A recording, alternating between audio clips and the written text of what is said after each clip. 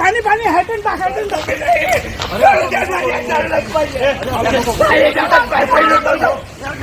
मी 23-24ची नोंद माझ्या सातबाऱ्यामध्ये घेतली नाही, मी ऑनलाईन केलेला आहे. तरी पटवारींनी तहसीलदारांनी माझी सातबाऱ्यावर नोंद न केल्यामुळे सीसीआय माझा कापूस नाकारला. नमस्कार शेतकरी बांधवांनो, हा व्हिडिओ पाहिला ना? हा आहे वर्धा जिल्ह्यातील उमरीचा. काय होतं, खुल्या बाजारात कापूस विकला ना तर हमी भावापेक्षा कमीच भाव मिळतो. त्यामुळेच शेतकरी अमोल ठाकरे यांनी आपला कापूस सकाळीच पिकअप मध्ये भरला आणि थेट सीसीआयचं केंद्र गाठलं. त्यांच्यासोबत त्यांचा लहान मुलगाही होता. सीसीआयच्या केंद्रावर पिकअप लावलं आणि सीसीआयच्या अधिकाऱ्यांना सांगितलं, काटा करून घ्या भाऊ. मग अधिकारी म्हणाले, तुमच्या तर पीक पेऱ्यावर नोंदणीच नाही केली बघा, तुमचा कापूस काय आम्हाला घेता येणार नाही.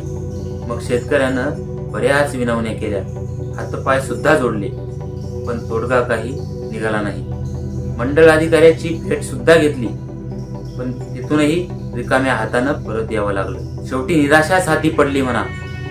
हे सगळं त्या शेतकऱ्याचं पोरग उघड्या डोळ्यानं पाहतो. सकाळपासून मी माझ्या लहानच्या मुलाला घेऊन इथे आहो, परंतु हे मला शिवीगाळ करण्या व्यतिरिक्त कोणताही रिस्पेक्ट देत नाही. आपल्या शेतकरी बापावर अशी गयालोया करण्याची वेळ का आली याचाही अंदाज लावत होतो. विनवण्या करूनही काहीच फरक पडत नव्हता. दिवस मावळतीला आला होता. सीसीआयच्या अधिकाऱ्यानं कापूस खरेदीला ठामपणे नकार दिला. शेवटी अमोल ठाकरेंनी हातबळ होऊन पिकअप मधला कापूस पेटवून दिला.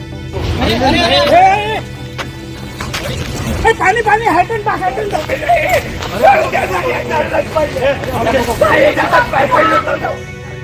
सध्या राज्यातील प्रत्येक शेतकऱ्याच्या मनात अशी आग पेटत आहे.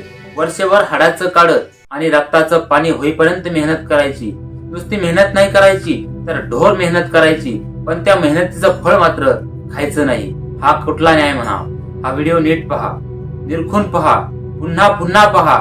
आपला बाप हातबळ होऊन ढसाढसा रडतोय. त्याचं लहानसं पोर आपल्या रडणाऱ्या बापाकडे पाहतंय. त्याच्या निरागस मनावर का बिंबवलं जात असेल? तुम्ही आम्ही लहानपणीपासून ऐकत आलोय, शेतकरी जगाचा पोशिंदा असतो. पण त्याच जगाच्या पोशिंद्यावर आपलाच कापूस पेटवून देण्याची वेळ आली. सरकारी यंत्रणा शेतकऱ्याचं अजून किती रक्त पित राहणार?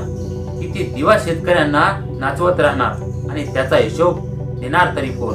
डोळ्यासमोर पिळवणूक होत असताना पुढं न उच्चारणाऱ्या या पोटगा व्यवस्थेला म्हणावं तरी काय? पुरामंदी जाळ पेटला, जन्माची राख झाली र.